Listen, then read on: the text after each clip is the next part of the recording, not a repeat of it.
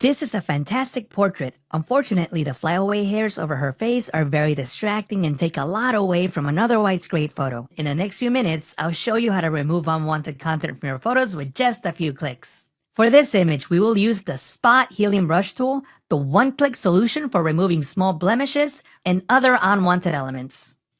Photoshop has several powerful tools to remove content from photos, but they all work slightly different and have unique strengths.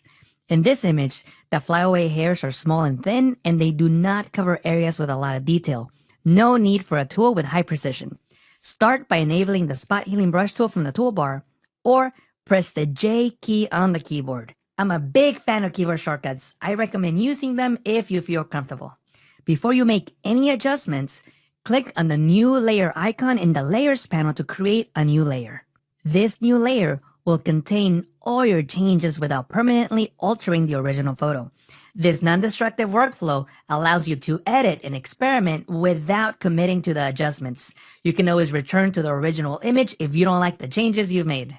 To ensure the Spot Healing Brush tool works with the content on multiple layers, go to the options bar and check Sample All Layers. Then, set the type option to Content Aware. Next, resize your brush, make it slightly larger than the flyaway hair.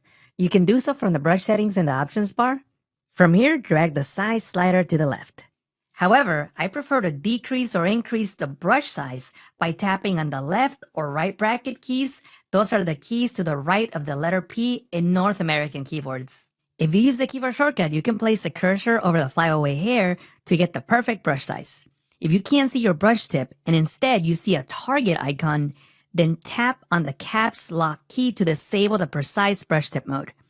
Now, you can simply click and drag over your image to remove the flyaway hairs. I prefer to keep my brush strokes short. It gives me more control. Also, remember, you can always resize the brush tip as you paint by using the bracket keys.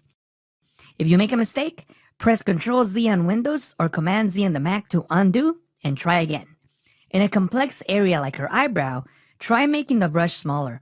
This will keep the healing adjustment just in the flyaway hair. And continue painting until the flyaway hair is gone. This looks fantastic. Click on this layer's eye icon from the Layers panel to compare the original photo against your edited version.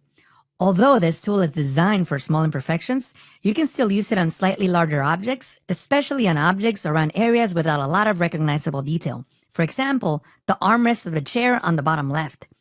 To remove it, make your brush tip larger. Again, I will use the keyboard shortcut, tapping on the right bracket key, and click and drag to remove the armrest. It might require a few tries. Once you get close to the edge near her arm, make the brush tip smaller by tapping on the left bracket key and continue painting. Make sure not to go over the edge. Again, Photoshop does a fantastic job. Now that you know how the Spot Healing Brush tool works, try removing other distracting elements from your photos.